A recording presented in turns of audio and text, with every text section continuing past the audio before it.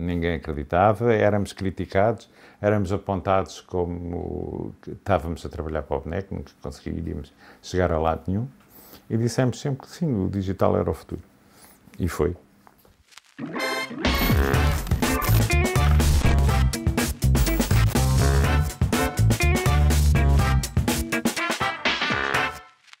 Sejam bem-vindos a mais um podcast. Desta vez trago-vos um ilustre convidado que acompanhou aqui um bocadinho a evolução da fotografia. Estou a falar, claro, de João Pereira. Vou pedir então que se apresente e que digam mais ou menos assim a sua história, como é que tudo começou. Sei que começou na fotografia com muito novo, cerca de 8 anos, não foi?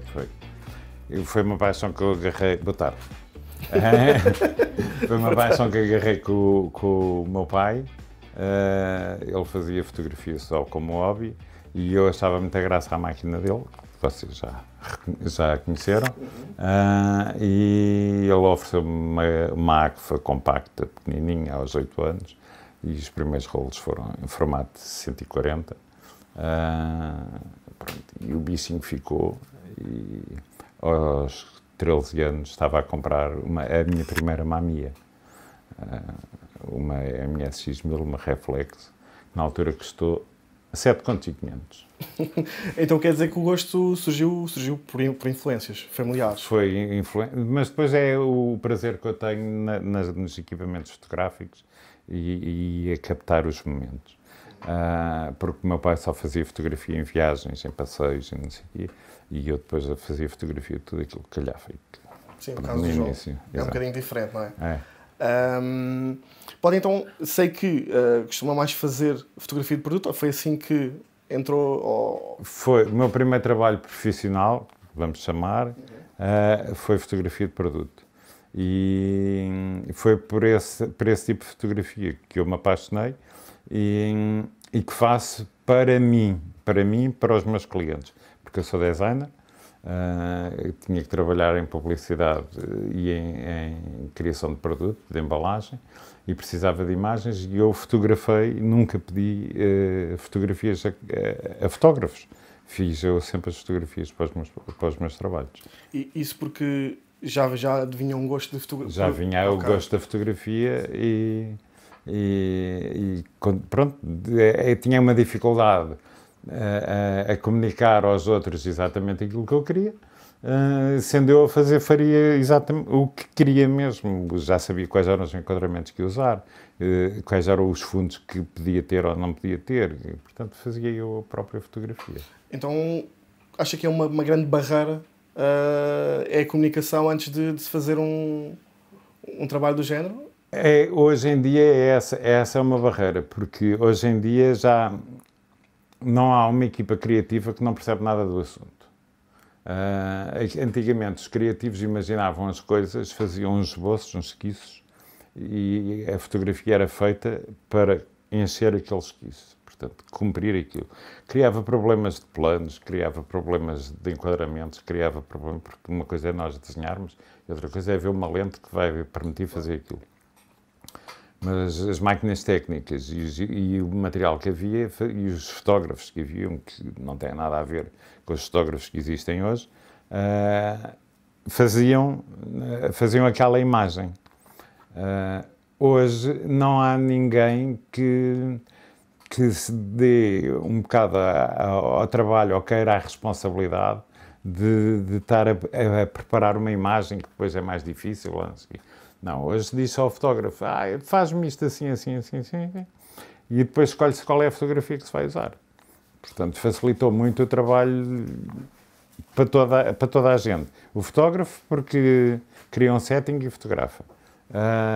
O cliente, porque agarra num grupo de fotografias e diz, não, eu quero esta, quero aquela para outra coisa, quero não sei o quê. Que é completamente diferente. É o que se faz agora. Mas aqui recuando um pouco, qual é que foi, e esta é aquela pergunta clichê, qual é que foi a fotografia que gostou mais de fazer? A fotografia. A fotografia que eu gostei mais de fazer, não faço ideia. As fotografias são desafios, cada uma. E a que me marcou mais foi uma fotografia logo ao início, em que era preciso, completamente fora da época, estamos a falar no outono, de fotografar cerejas para o rótulo de um produto. Não havia cerejas, não é como hoje que há cerejas que vêm do Chile e daqui do outro lado, não havia cerejas. Tive que fazer as cerejas, tive que ir apanhar pezinhos de cereja a uma árvore onde as cerejas não estavam, pintar, fazer os modelos todos, fazer o enquadramento e fotografar com uma máquina que não tinha nada a ver para esse tipo de trabalho, mas pronto, era preciso ter um slide de médio formato e teve-se o slide de médio formato. E o desafio não foi carregar no botão, o desafio foi ultrapassar todas as limitações que havia para se fazer a fotografia. Que é isso que eu acho que faz a diferença de um fotógrafo para um amador.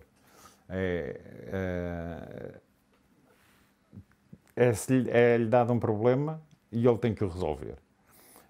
Não é agarrar na máquina e tirar uma fotografia, é uma coisa que há. Sim, porque neste momento é muito fácil tirar-se uma fotografia. Mas aqui, e falámos também ainda há pouco, aqui em off, que o material é importante. Disse-me que até guarda muito material. Guardo todo o material que utilizo em fotografias, de adereços, de tripés, de suportes, de pregos, parafusos. Aqui está aqui muita madeira, e madeira pintada, e pintas, e martelos, e pregos, e não sei o quê, porque nós temos que criar as coisas consoante a necessidade da fotografia. Pronto, eu continuo a dizer muito que a diferença que faz, às vezes, do preço que eu cobro por uma fotografia, do preço que outra pessoa cobra, é que tenho que pagar isto tudo. Tenho que pagar o material todo que eu tenho aqui em stock, tenho que pagar o know-how todo que eu tenho, e não tem a ver com o know-how da fotografia só, tem a ver com o know-how dos adereços, de criar o setting, fazer essas coisas todas. Claro. Então, e se pusermos numa balança, não sei se isto é possível, pelo menos na sua opinião, se pusermos numa balança, o que é que pesa mais, se é a parte do know-how ou se é a parte do equipamento, o que é que... São as duas coisas. São as duas coisas. O know-how é muito importante, porque assim, hoje temos uma coisa que é o Photoshop. Eu não sou contra o Photoshop de maneira nenhuma. Não sou daqueles que dizem que no analógico, não. No analógico havia manipulação que não acabava. Mas com as máquinas técnicas havia logo manipulação no ato de fotografar. Mas a fotografia é boa se sair do CCD, for gravado num fecheiro e esse fecheiro for utilizado. Quanto mais vezes for manipulado no Photoshop, mais qualidade ele está a perder. Cada grauzinho que a gente roda, cada pincelada que dá, tira qualidade ao fecheiro, tira qualidade à fotografia. Pronto, depois chega a um sítio que é uma imagem, deixa de ser uma fotografia, passou a ser uma composição feita, não sei o quê, tem ali algumas, para mim, umas diferenças do que é a imagem, do que é a fotografia. Mas eu não sou contra a manipulação. A fotografia tem que ser tirar e usar. E quanto menos manipularmos, melhor. Portanto, uma boa fotografia é uma boa base de trabalho. Se nós tivermos uma boa fotografia, mesmo que depois vamos usar partes da fotografia, numa manipulação para criar uma imagem qualquer, o resultado final é sempre melhor. Se a gente tirar uma fotografia mal iluminada, com altas luzes muito estouradas, com baixas luzes muito queimadas, nunca mais vai ser uma fotografia boa. A gente pode ir às curvas, pode ir a tudo aquilo que quisermos no Photoshop, que nunca mais vai ser bom. Ou seja, aqui o trabalho mais importante é mesmo o trabalho que fazemos em campo e o trabalho pós-produção é só um... A pós-produção é importante também, mas numa má recolha de imagem não há pós-produção que faça dela uma imagem muito boa. Pode salvar a situação, pode passar a ser possível usar a imagem, mas não é uma imagem boa. Uma imagem boa é boa do princípio ao fim. Okay. Falámos também ainda há pouco que passou muito pelo analógico e agora também pelo digital. Gostaria de saber como é que foi essa transição, ou seja, do analógico para o digital. A transição foi muito gira. A transição é num momento de vida, como designer, aceito um desafio de ir ir para uma empresa, preparar a tecnologia para fazermos a Expo, ia haver a Expo em 98, Eu fui para lá em 95 e começámos a trabalhar em digital, em impressão digital, em captação digital, em manipulação digital, e ninguém acreditava. Ninguém acreditava, éramos criticados, éramos apontados como que estávamos a trabalhar para o boneco, nunca conseguiríamos chegar a lado nenhum, e dissemos sempre que sim, o digital era o futuro. E foi. Quando ali toda a gente trabalhava em analógico, ou seja, era um passo gigante.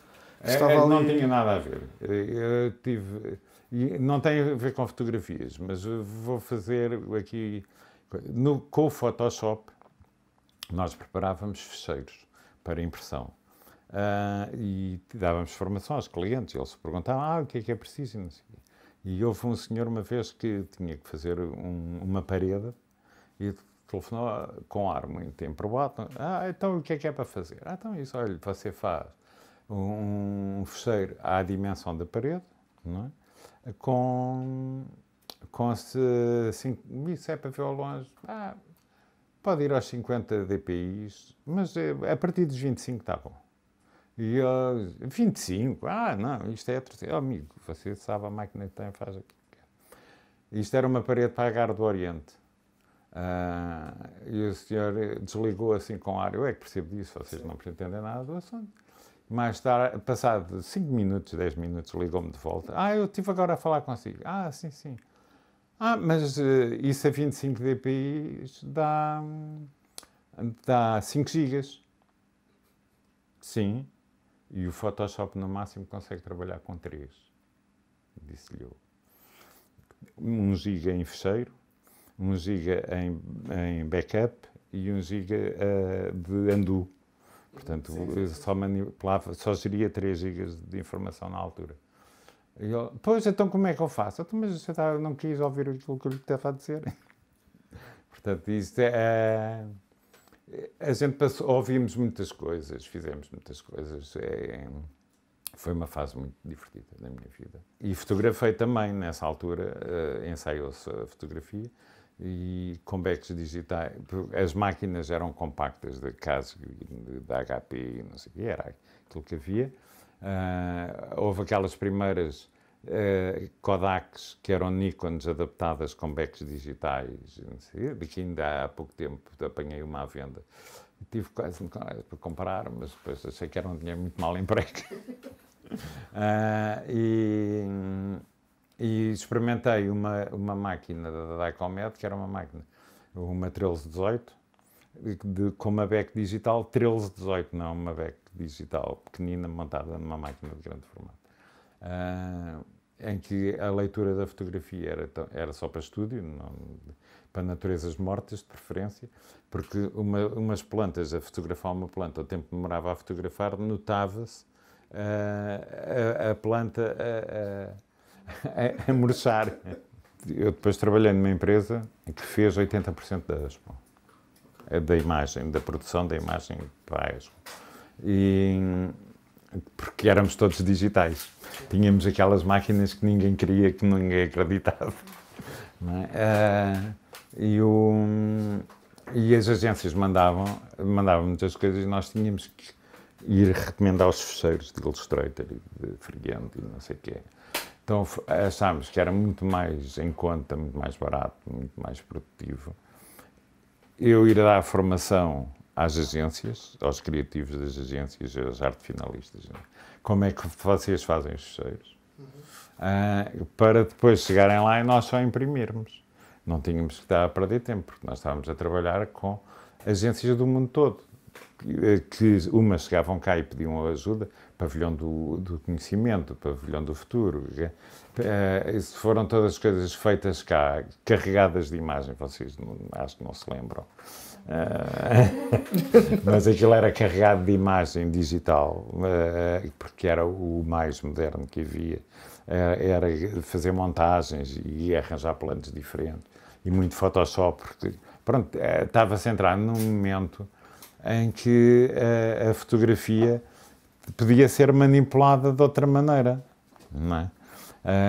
Na altura não se captava com a máquina fotográfica, com a máquina fotográfica digital, era com máquinas analógicas, mas depois as imagens eram digitalizadas em scanners de tambor, que iam buscar qualidades equivalentes às máquinas de hoje, dos 20, 30, 50 megapixels, e recortavam-se em Photoshop e trabalhavam-se, porque houve uma altura que saíram, eu lembro-me que fui uma fotoquina ali em 96, 98, uma daquelas antes do ano 2000, e havia uma série de livros que era vamos fotografar para Photoshop, porque era um conceito diferente de fotografia.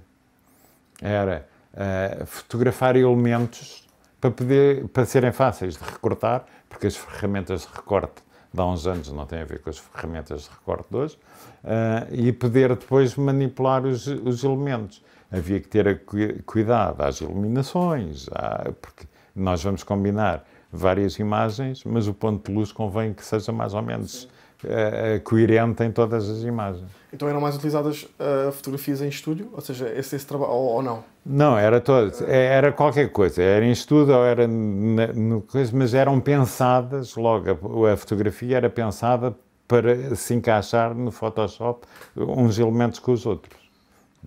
E já que estamos agora a falar aqui de manipulação de imagem, gostaria de voltar aqui outra vez à fotografia de produto.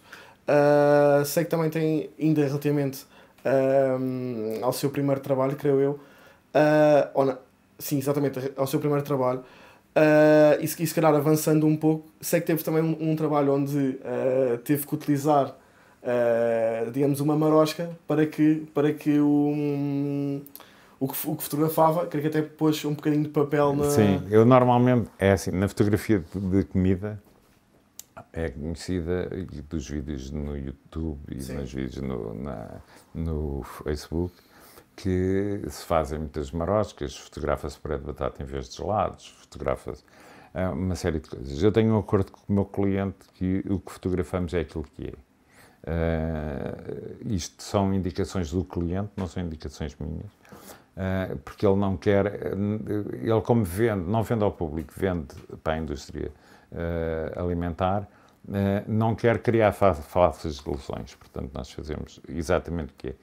As únicas maroscas que eu faço é encher um bocadinho o recheio com um bocadinho de papel de guardanapo, uma coisa por trás do produto, abrir um buraquinho no bolo e empurrar as coisas para ficarem mais volumosas.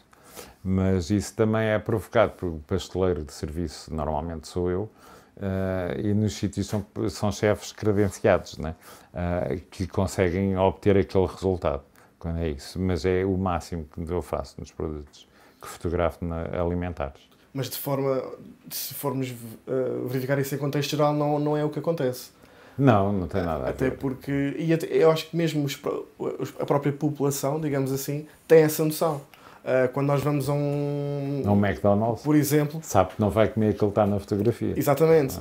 Mas acho que até já está implícito esse tipo de situação, até porque esse Photoshop, as ferramentas todas de edição e manipulação de imagem já são muito conhecidas pelo público. Aqui a minha questão é, antes não eram tão conhecidas. Sabia-se que havia manipulação de imagem, as pessoas conseguiam perceber quem não era, ou seja, os leigos não conseguiam perceber, acha que conseguiam? Houve sempre manipulação. Sim. Ou em pós-produção, ou em prévia produção, houve sempre. O hambúrguer que era de esferovite, a salada que era em plástico, o tomate que era em plástico, o pão que era espuma de poliuretano, peças que eram em fibra. Portanto, isso era uma manipulação, não é? Hoje consegue-se fotografar um gelado sem ele derreter. Antigamente o gelado ficava à espera de que se revelar o filme e para ver se estava bom. Se tinha que ser iluminado de outra maneira, o gelado tinha que ser de outra coisa qualquer, não é? Hoje a gente fotografa, vê, não, a luz para ali, fotografa outra vez, está bom. E é possível fotografar um gelado, embora mesmo hoje se evite não fotografar gelados. Para fotografar mesmo gelado, se houver compromissos, há técnicas para manter a zona onde está o gelado fria, para que ele não derreta. Né? A manipulação de imagens, tipo Photoshop, que já é uma manipulação. Hoje em dia, o Photoshop nasceu para corrigir imagens. A gente, quando tinha uma imagem que era para imprimir num livro, era preciso muitas vezes ou clareá-la, ou escurecê-la, ou dar-lhe contraste. Assim. E o primeiro Photoshop, a única coisa que faz é isso. Distingue-se das outras ferramentas todas porque agarra num bitmap, separam em canais e podem-se manipular as curvas, o que não se podia fazer até à altura em ferramenta mais nenhuma. Que já era um grande avanço. Pronto, era um grande avanço. Isso era possível fazer em laboratório, quando se estava a imprimir a cores, usando filtros de cor diferentes para cada cor e corrigir, fazer um original diferente. Mas quando se começou a paginar em computadores desktop, pronto, isto veio corrigir tudo. A gente podia lá para a fotografia, mas já lá estava escura, batatas. Não, não interessava. Portanto, apareceu uma ferramenta que nos permitiu ir corrigir a cor. Pronto, o Photoshop deve ter hoje praticamente 30 anos. E são os 30 anos que eu ando nesta vida.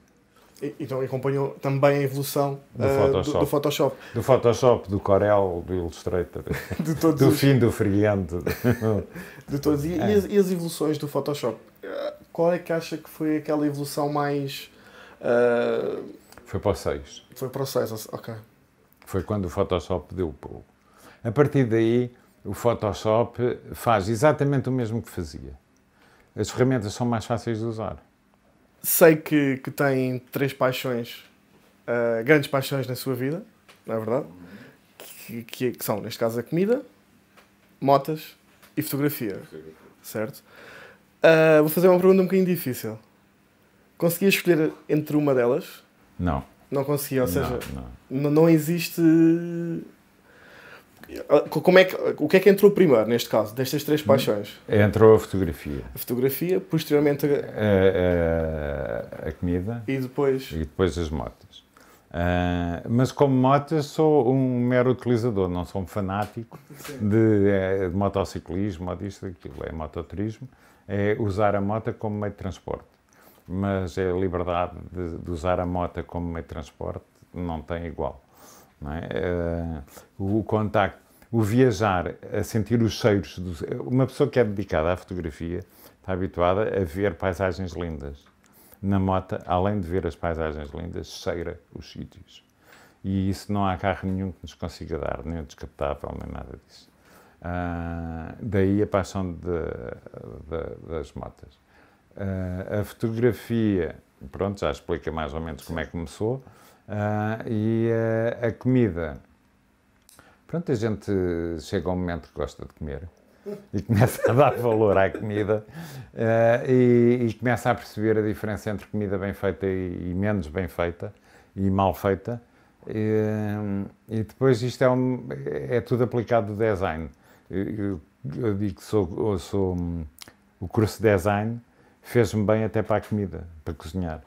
Porque a gente no design está habituado a analisar o problema para criar uma solução. E na comida eu passei a respeitar os ingredientes e a perceber cada vez que faço qual é o resultado. E de uma vez faço de uma maneira, de outra vez faço de outra, porque eu não gosto de coisas muito repetitivas. E depois decido qual é daquelas formas de fazer a coisa. Isto aplica-se a tudo. Qual foi a que deu o resultado que eu mais gosto. Portanto, o respeito pelos materiais, e isto é válido para a moto, para a fotografia, para a comida, para tudo na vida. O respeito pelos materiais, o analisar a forma como se fez, analisar os resultados que se obteve e decidir como é que se vai fazer de futuro, é uma regra de ouro. E isso acho que se aprende no design. Muito bem. E aqui, então, focando um bocadinho aqui, e para finalizar a parte da fotografia, a paixão pela fotografia, tem alguma máquina de eleição? Isso é uma pergunta muito difícil. É assim, das minhas, tenho uma máquina de eleição que é a Nikon F. Completamente manual, com pilha ou sem pilha, ela faz exatamente o mesmo, tira fotografias, a gente... que é uma máquina de combate, é um marco na história. Tenho uma outra máquina de que gosto muito, que é o iPhone. Não tem nada a ver, mas é aquela que está sempre no bolso. Para trabalhar tenho a Canon 5D Mark III. Gostava muito de ter uma S, mas depois os fecheiros de 50 megapixels também são um pau de dois bicos, porque aparece muita imperfeição. O máximo de resolução não é o melhor da nossa qualidade. Muitas vezes mostra coisas que a gente não quer mostrar. E depois tenho uma analógica de grande formato que também gosto. Agora, se fosse comprar, se eu tivesse um budget infinito para ir comprar, acho que comprava uma Phase One.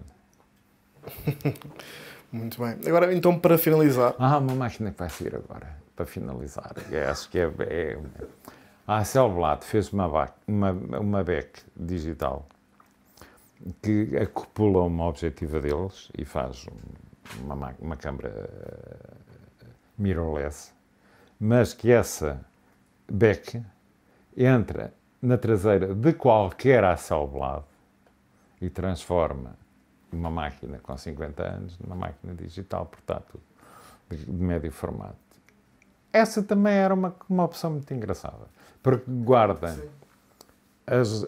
As óticas hoje não têm nada a ver com as óticas antigas. São muito mais perfeitas. Permitem resoluções muito melhores e não sei o quê. Mas para mim a fotografia não é a perfeição. A fotografia é uma imagem, é um momento, é um ambiente, é uma deformação ótica. É eu olhar para uma fotografia e dizer que é uma grande angular, é uma tele, é uma lente de retrato. A perfeição, a gente está no sítio. Pronto, e isso é a perfeição, é estarmos lá, termos a luz, termos o objeto, podermos mexer. Portanto, eu não defendo muitas óticas modernas, defendo muito mais material antigo, que criam fotografias mais individuais. Além de mais, porque se eu tiver uma ótica de fabrico russo presa a um corpo analógico qualquer, obtenho uma fotografia que só é possível fazer com aquela ótica e não há óticas daquelas ao pontapé. Enquanto com uma lente perfeita da Canon, com correção de aberrações e com alta resolução, toda a gente pode ir ali à Color Photo, comprar uma e andou. Não é? Sim, nem mais.